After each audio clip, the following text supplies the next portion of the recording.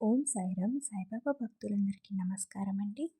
బాబా గారి ఆశీస్సులతో అందరూ సంతోషంగా ఉండాలని మనస్ఫూర్తిగా కోరుకుంటున్నాను. ఈరోజు ఒక చక్కటి సందేశంతో బాబా గారు మన ముందుకు వచ్చారండి.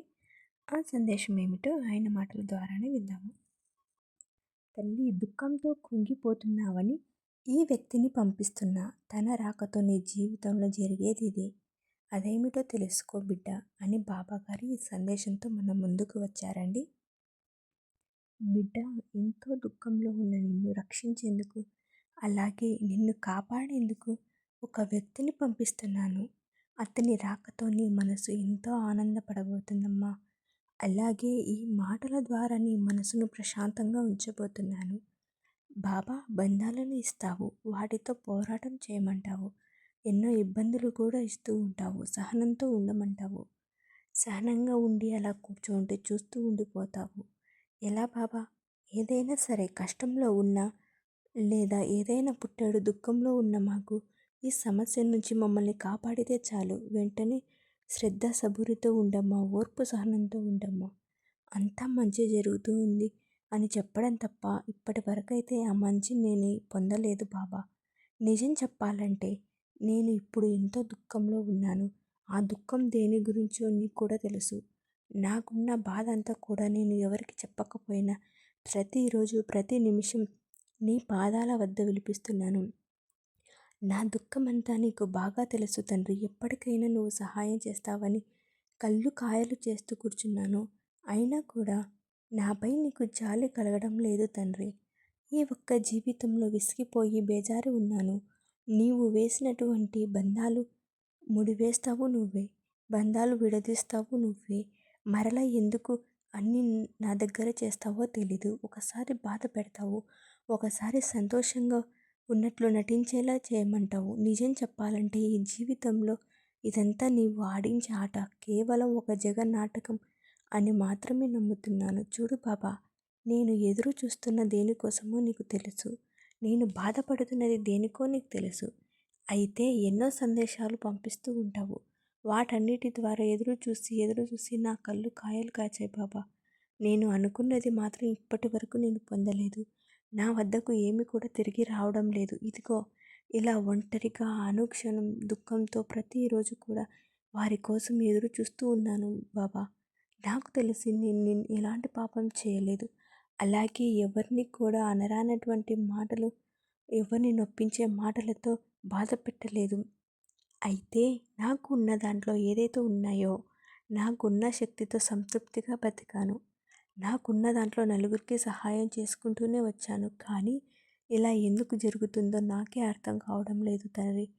నేను ఏదైనా తెలిసి తెలియక తప్పు చేస్తే దాన్ని నీవు సరిదిద్దుకోవాలి తప్ప ఇలా ప్రతి క్షణం కూడా నన్ను బాధ పెట్టడం నీకు సమంజసం కాదు. చూడు బిడ్డ, ఏది జరగడం లేదని నీదంతా నీ మనస్సంతా మోసంతో నిండిపోయినందుకు తడలడిల్లిపోతున్నావు కదా బిడ్డ. నాకు తెలుసు ఇతని రాకతో ఈరోజు నీ దుఃఖం అంతా కూడా నిండిపోయినటువంటి నీ మనసుకి ఆనందం కలిగించే విధంగా ఇతని రాకతో నీ జీవితం గొప్ప మార్పు రాబోతుంది. ప్రతిసారి కూడా నువ్వు ఎంతగానో బాధపడుతూ నీ మనసును ఎంతో కఠినంగా ఉంచుకుంటూ నన్ను అడుగుతూ ఉన్నావు కదా. నాకు నీ బాధ అంతా అర్థమైంది బిడ్డ. ఎంతో వేదన చెందుతూ ఉన్నావు, నరకయాతన పడుతూ ఉన్నావు.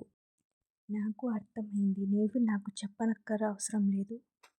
ఈ బాధను పడుతున్నావంటే దీనికి కారణం మాత్రం నీ కర్మ ఫలితం. నీవు పూర్వజన్మలో చేసుకున్నటువంటి కర్మ ఫలితం ఇప్పుడు నిన్ను ఇలా బాధ పెట్టేలా చేస్తుంది. నీవు ఎన్ని బాధలు పడేలా చేసింది. నీ బంధం నీ దూరమైంది. తప్పకుండా నీ బంధంలో మంచి మార్పు వస్తుంది బిడ్డ. నేను నీకు మాట ఇస్తున్నాను. ఎంతోమంది విడిపోయిన బంధాలు కూడా మళ్ళీ తిరిగి కలుసుకొని ఇప్పటికీ ఎంతో సంతోషంగా ఉన్నారు. నీకు కూడా ఆ సమయం రానే వచ్చింది బిడ్డ. ఇన్ని రోజులు ఓపిక పడ్డావు కదా, ఇంకా కొన్ని రోజులు ఓపిక పెట్టు. ఖచ్చితంగా నీవు ఎదురు చూస్తున్న వారిలో మార్పు తీసుకువచ్చి నీ బంధాన్ని నీ దగ్గరకు చేర్చబోతున్నాను. నీవు ఎంత బాధపడుతున్నావో, ఎంత విసుగు చెందుతున్నావో కళ్ళారా చూస్తూనే ఉన్నాను. నీ బాధను చూస్తూ ఉంటే నా కడుపు తరుక్కుపోతుంది. నా బిడ్డను సరిగ్గా చూసుకోలేకపోతున్నానని నా మనసుకి నాకే అనిపించేలా చేస్తున్నావు. అంతగా నువ్వు బాధపడుతున్నావు బిడ్డ. చూడు తల్లి, ఇప్పటికైనా మనశ్శాంతిని పొందు. ఏ పని మీద కూడా ధ్యాస అనేది ఉండడం లేదు. తిండి తినడం లేదు. కంటి నిండా నిద్రపోవడం లేదు. ఇదంతా కూడా నీకు మనశ్శాంతి లేకపోవడం వల్లనే జరుగుతుంది. నీవు అస్సలు బాధపడవద్దు. అలాగే తల్లడిల్లిపోవద్దు తల్లి. నీ మనసుకి ప్రశాంతత కలిగించేలా ఒక గొప్ప శుభవార్తను, నీ బంధాన్ని నీ వద్దకు తీసుకువచ్చే రోజులు అతి త్వరలోనే నీ ముందు పరుస్తానమ్మా. నేను నీకు మాట ఇస్తున్నాను. ఇకనైనా దిగులు పడకమ్మా. నీవు ఇష్టపడినటువంటి వ్యక్తి అయినా సరే, నీవు విడిపోయినటువంటి బంధమైనా సరే నిన్ను తప్పకుండా చేరుకుంటుంది. నీవు ఏ విధంగా అయితే స్వచ్ఛమైనటువంటి ప్రేమతో ఎదురు చూస్తున్నావో అదంతా వృధా కాదు. తప్పకుండా నువ్వు కోరుకున్నటువంటి బంధంలో మార్పు తీసుకురాబోతున్నానమ్మా. వారిని నీ దగ్గరికి చేర్చి నీ బంధంతో కలిసి సంతోషంగా ఉండేలా తప్పకుండా అన్ని విధాలుగా నీకు సహాయాన్ని అందిస్తాను. ఇకనైనా నీవు నా బంగారు తల్లివి కదా. నీతో ఉన్నటువంటి అలకనంతా కూడా, అలాగే నీలో ఉన్నటువంటి ఆ శాంతిని దూరం చేసుకొని చక్కని మంచిగా శాంతిగా ఉండు. అలాగే సమయానికి నిద్ర, సమయానికి ఆహారం తీసుకుంటూ ఉండు. అవి తప్పనిసరి అమ్మా. చూడు బిడ్డ, నీ సమస్తమైనటువంటి విషయం ముందు నేను తోడుగా ఉంటానని నీకు తెలీదా? ఎల్లవేళలా కూడా నిన్ను రక్షిస్తూ ఉంటానని నీకు తెలీదా? నా ఆశీస్సులు నీకు లేవని నీవు ఎప్పుడూ కూడా భయపడవద్దు. నీకు ఎన్నిసార్లు చెప్పాలో చెప్పు బిడ్డ. నీవు వెనకటి రోజులన్నీ కూడా గుర్తు చేసుకుంటే అప్పుడు ఏ విధంగా నీ మనసులో భావం అనేది ఏర్పడదు. అప్పుడే నీకు పూర్తిగా అర్థమవుతుంది. నువ్వు ఎంతటి కష్టాల ఊబిలో ఉన్నా సరే, ఒక్కొక్కసారి నీకు ధైర్యాన్ని ఇచ్చాను. ఎన్నిసార్లు నీకు ధైర్యాన్ని ఇచ్చానో ఒక్కసారి గుర్తుంచుకోమ్మా. అసలు నా రక్షణ లేకుండానే ఈ సహాయం, అంటే నా సహాయం లేకుండానే ఇప్పటికీ నువ్వు ఇంత సంతోషాన్ని ఉండగలుగుతున్నావు అంటే కేవలం నా సహాయాన్ని నువ్వు పొందడం ద్వారానే కదా.